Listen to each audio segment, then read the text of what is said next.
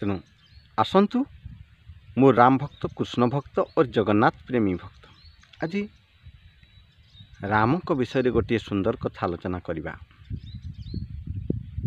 तेणु आम हृदय आम मनरे सदासर्वदा रामंकर गुण कीर्तन करने निहाती दरकार। कहीं ना एक रामंकर नाम रे कोटि कोटि पाप मध्य नष्ट हो जिवो। तेणु कथा जो पिता पाखरे राम नहीं,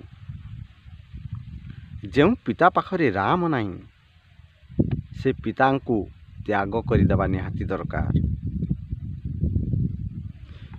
त्याग करना चाहिए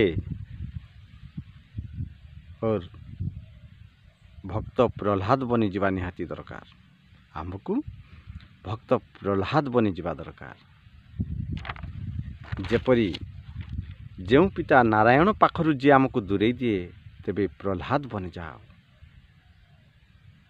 प्रहलाद से पिता को भी मध्य भय कले नहीं, से नारायण को ही जेपरी भल पाइले ठीक से परी।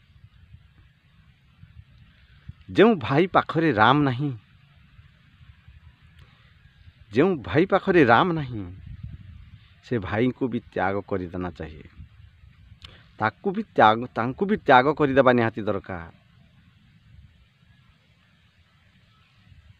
तेणु जो भाई मते राम पाखरु दूरे दिए उसको तो त्याग कर देना चाहिए।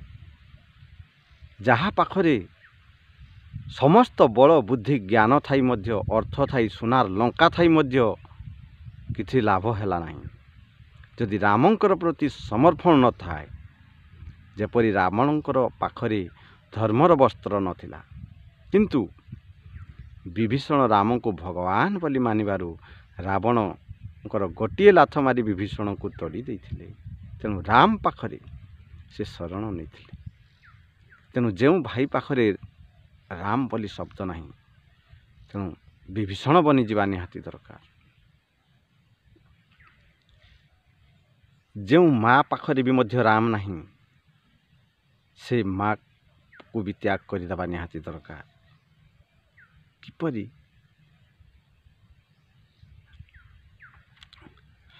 तो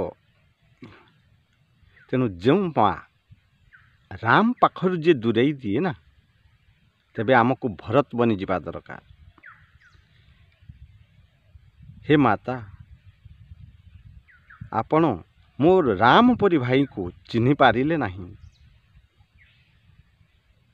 तांको वन को पठाई देले। से जेते पर्यंत आसी नाही मो मध्य ए राज सिंहासन रे बसिबी नहीं। भरत केते सुंदर कथा मध्य कहिसंती। तेणु 14 वर्ष वन को पठाई देले। आपणकर परी माता को भी मध्य मु परित्याग करदेवी, हेले से राज सिंहासन रे मु बसी पारिबी नहीं। भरत केते सुंदर कथा कहिसंती।